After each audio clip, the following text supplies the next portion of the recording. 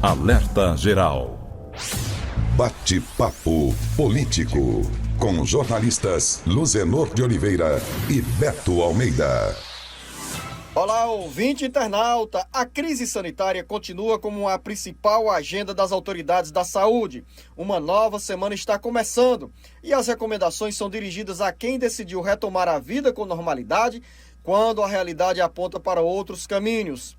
Segundo a Fundação Oswaldo Cruz, a alta de casos de síndrome respiratória em alguns estados brasileiros indica risco de piora da pandemia. As informações chegam agora com Carlos Silva. A semana começa com mais preocupações na área sanitária. O alerta da Fundação Oswaldo Cruz, Fiocruz, sobre uma nova onda da pandemia de Covid-19 que está se formando no Brasil, acende a luz amarela entre autoridades da saúde. O relatório da Fiocruz aponta que casos de síndrome respiratória aguda grave registrados na primeira metade do mês em vários estados geram inquietação porque apresentam reversão de tendências de queda ou têm estabilização em patamares muito altos de infectados pela doença. Outro dado preocupante: pela primeira vez no Brasil, a média da idade de internações em UTIs de todo o país está abaixo dos 60 anos.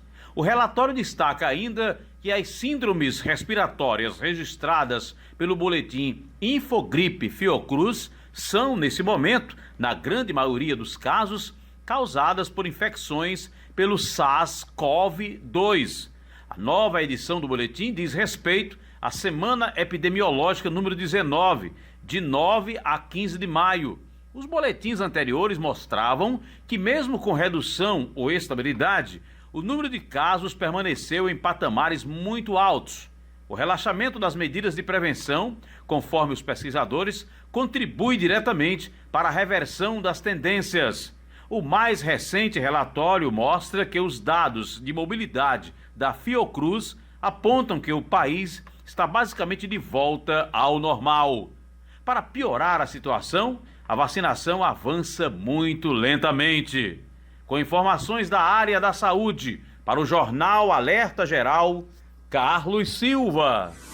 Vamos continuar nesse tema. Governo federal recebe alerta de secretários estaduais e municipais de saúde sobre uma nova onda da pandemia. A área técnica do Ministério da Saúde teme piora do quadro sanitário. Sátrio Salles. O quadro sanitário do país tem projeções nada animadoras sobre o controle da pandemia da Covid-19. A situação é tão preocupante que o governo federal vem recebendo alertas sobre a chegada de uma nova onda da pandemia. Os sinais de preocupação estão por meio de mensagens ao Ministério da Saúde, emitidos por secretários de estados e municípios. De acordo com os gestores do SUS, Sistema Único de Saúde, o ministro da Saúde, Marcelo Queiroga, reconhece ter uma preocupação sobre o cenário da crise sanitária, mas publicamente minimiza o risco de alta no curto prazo. Em documentos internos, a saúde reconhece que é incerta a evolução da doença. Não estamos vislumbrando isso neste momento. A maneira adequada de se evitar uma terceira onda é avançar na campanha de vacinação, disse o ministro. Queiroga revelou ainda que alguns estados e municípios já notaram uma pressão sobre o sistema de saúde. E dentro do Ministério da Saúde há uma incerteza do número elevado de internações. É um quadro para os técnicos da saúde que se reflete pela abertura que foi concedida nesses estados. Com informações da FM 89,5 para o Jornal Alerta Geral, Sátiro Salles. Os relatórios de entidades da área da saúde deixam alertas diários sobre a necessidade de uma vigilância permanente em relação à crise sanitária. Os apelos das autoridades de saúde são no sentido da população manter as medidas preventivas, porque os dados sobre internação e óbitos pela Covid-19 continuam em alta, com números que geram ainda mais preocupações, principalmente com a chegada ao Nordeste da variante indiana. A gente faz questão de abrir o espaço para essa conversa, jornalista Beto Almeida, para termos diariamente o sentimento de que a crise sanitária não passou e os cuidados com a saúde não podem ser negligenciados. Jornalista Beto Almeida, bom dia. Beto Almeida, análise política com credibilidade e isenção. Bom dia, Luzenor. Bom dia novamente aos nossos ouvintes. Você tem razão, Luzenor. A crise sanitária não passou. Isso continua preocupando os secretários de saúde, tanto dos estados quanto dos municípios.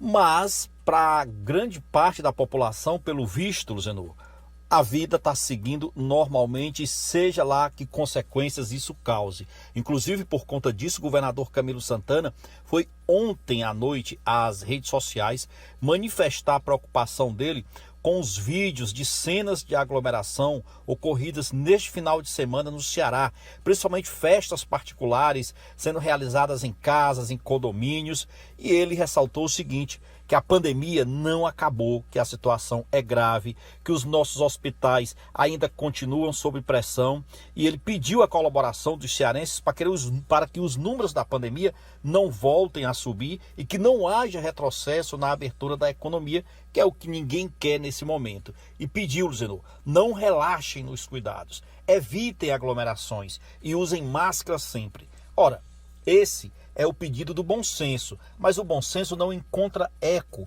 na pessoa, na maioria das pessoas e até pelo jeito, Luzenor, em alguns gestores. Me chama a atenção, por exemplo, o pedido, feito, não foi nem o pedido, a orientação feita pelo governador Camilo Santana no fim de semana, quando ele decidiu não fazer alterações no decreto de flexibilização das atividades econômicas no estado do Ceará, mas que defendeu mais restrição em municípios da região do Cariri, porque exatamente é lá onde ele vê maiores problemas em relação à ocupação da rede pública e pediu que houvesse então um maior isolamento social. No entanto, o prefeito de Juazeiro do Norte, Gleidson Bezerra, Luzenor, está contrário a essa ideia. Diz que vai continuar com o decreto, com as atividades mais flexibilizadas e que na avaliação dele, imagine aí, o Cariri, especificamente na realidade Juazeiro do Norte, tem apresentado números estáveis nas últimas semanas. Ora, números estáveis que não batem, por exemplo, com os dados da própria Secretaria de Saúde. O Dr. Cabeto diz o seguinte, que a taxa de positividade de testes na região do Cariri ficou acima de 58% na semana passada. Um número que é superior à média do estado, que está em 35%. Outro dado preocupante, segundo o próprio Dr. Cabeto, é a taxa de transmissão, que aponta o nível de risco de uma pessoa contaminar outra. Enquanto aqui em Fortaleza, por exemplo, há uma tendência de redução nessa taxa de transmissão com o resultado abaixo de 1, a região do Cariri ali tem resultados superiores e a tendência é de crescimento. Então, assim, nós vemos claramente que alguns secretários, que algumas autoridades mostram preocupação com isso. Outras, onde deveria de fato haver essa preocupação, não há. Não existe essa preocupação exatamente porque esperam o quê? O pior. Esperam que a doença se cumpra por si só um papel de se extinguir. Não há. Enquanto não houver a vacina, o risco de uma suposta terceira onda, ela é de fato grande. No entanto, o prefeito Gleidson está aí achando que realmente não deve restringir, não deve aumentar essa restrição. Pelo contrário, ele pretende manter as regras do decreto cada vez mais flexíveis. Eu quero encerrar esse primeiro bloco com uma notícia que pode interessar a muitos segurados da Previdência Social. O INSS modifica a regra para quem vai pedir revisão de pensão por morte. Carlos Silva.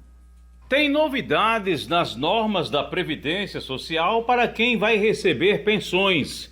Os pensionistas e herdeiros de segurados falecidos do INSS precisam se enquadrar em novas regras quanto ao pedido de correção dos valores da pensão por morte.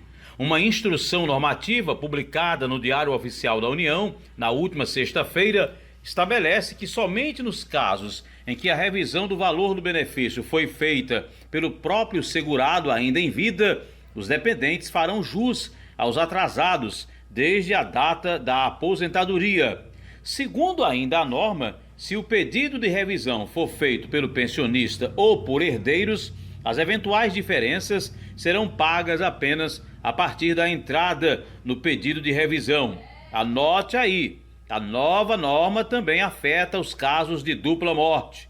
A viúva do segurado que tenha pedido revisão da pensão, além de não ter direito aos atrasados desde a concessão do benefício originário, apenas a partir da data de requerimento, em caso de sua morte, os herdeiros receberão os valores atrasados somente até o seu óbito, mesmo que a resposta ao requerimento demore a sair. Até então, o INSS pagava as eventuais diferenças até a divulgação da decisão. De acordo com o INSS, a adequação foi para ajustar e garantir a manutenção do pedido feito pelo segurado em vida, mas veio a falecer no curso do processo. Com informações dos bastidores da Previdência Social, para o Jornal Alerta Geral, Carlos Silva. Olá, ouvinte internauta, já estamos de volta. O quadro crítico na saúde dos brasileiros tem desdobramentos na economia. A possibilidade de uma terceira onda da Covid-19 abre estudos no âmbito do governo federal para prorrogação do auxílio emergencial. O benefício pode ir além das 4 parcelas que estão sendo pagas hoje pelo governo federal. As informações com Sátiro Salles. Os desdobramentos da CPI da Covid-19 e as articulações para as eleições de 2022 fazem o governo federal redesenhar ações na área social que garantam ao presidente Jair Bolsonaro a recuperação da sua popularidade. A construção da agenda que dê fôlego político e eleitoral ao presidente Bolsonaro passa, neste momento, pela avaliação da possibilidade de prorrogação do auxílio emergencial e, ao mesmo tempo, um adiamento da reforma do Bolsa Família, inicialmente prevista para começar a valer em agosto. Outro componente que pesa são os indicativos sobre a instabilidade no quadro sanitário, que gera um alerta ao Ministério da Saúde sobre uma possível terceira onda de Covid-19, além de níveis de desemprego e pobreza em alta. Entre os auxiliares do presidente Jair Bolsonaro, a leitura é de que o auxílio emergencial representa uma forma mais eficaz de melhorar a popularidade de Jair Bolsonaro, o que agradaria também aos parlamentares da base aliada. Além do quadro político e sanitário atual, os sinais de alerta para o governo federal ficaram ainda mais acesos após a pesquisa do Instituto Datafolha, que mostrou queda na aprovação do presidente Bolsonaro. Com informações dos bastidores políticos para o Jornal Alerta Geral, Sátiro Salles. A possibilidade de prorrogação do auxílio emergencial, mesmo com os baixos valores que estão sendo desembolsados hoje pelo governo federal, pode representar um fôlego mais duradouro para a economia e para milhões de brasileiros que continuam sem renda em função da pandemia da Covid-19. A medida pode representar, ao mesmo tempo, jornalista Beto Almeida, reconquista de pontos na popularidade do presidente Jair Bolsonaro. A queda de popularidade do presidente Bolsonaro, Zenô, aliada à necessidade de continuar seguindo dando assistência a essas famílias mais vulneráveis nesse cenário de incerteza sobre vacinação, avanço da Covid, e aí, logicamente, que surge a necessidade do governo em tratar da prorrogação desse benefício de assistência social até novembro. Essa é a expectativa. Inclusive, enquanto o governo ganha tempo para tirar do papel aquela reformulação do Bolsa Família. Lembra, Zenô, que nós já falamos dessa proposta que existe do governo de reformular o Bolsa Família e aumentar o ticket médio pago para os beneficiários do programa? Então, o governo tem que cuidar disso até este final de ano. Se não fizer isso até agora, Luciano, significa dizer que ele não poderá fazer no ano que é eleitoral, no caso 2022. Então, até decidir sobre isso, a saída de fato é prorrogar o auxílio emergencial. A grande questão é saber por quanto tempo e, naturalmente, se mantém esse mesmo valor, se aumenta um pouco mais. A preocupação da equipe econômica é que já tem destinado para esse programa atualmente, do auxílio emergencial, 44 bilhões de reais. E aí, de onde é que iriam tirar a verba para pagar a mais 4 parcelas, pelo menos, que hoje varia de 150 a 375 reais? O governo disse que ainda não tem essa conta toda fechada, e é isso que precisa ser estudado. Além disso, para aprovar, tem que vir através de uma proposta de emenda à Constituição, uma PEC. Só aí é que poderá ser prorrogado o auxílio emergencial. Lembrando que nós tivemos esse auxílio aprovado exatamente por meio de uma emenda constitucional em março, que permitiu autorizar a retomada do benefício. Por que isso? Porque com a PEC ela livrou essas despesas das amarras fiscais, da limitação do teto de gastos, por exemplo. Então, a PEC que prorrogou o auxílio emergencial, os gastos oriundos desse investimento, vamos dizer assim, ele está fora desse teto. Daí a necessidade dela ter que ampliar esse valor também por meio de uma PEC. O governo, Luzenor, já trabalhava com essa hipótese desde o início. Sabe que não tinha exatamente uma perspectiva de quando terminar esse programa, ou não poderia terminar o programa de forma brusca, como ocorreu, por exemplo, no final do ano para o começo deste ano de 2021. Daí tem toda essa pressão pela prorrogação do auxílio emergencial por pelo menos mais 4 meses. Isso significa dizer, Luzenor, trabalhar com uma hipótese de mais 44 bilhões de reais. Ou seja, nós iríamos o que aqui para 88 bilhões de reais. Mas é claro que o governo vai trabalhar nisso. Ele está num período de baixa na popularidade, precisa recuperar isso no campo político e, naturalmente, para além do campo político, tem de fato a questão social que pesa muito nessa decisão.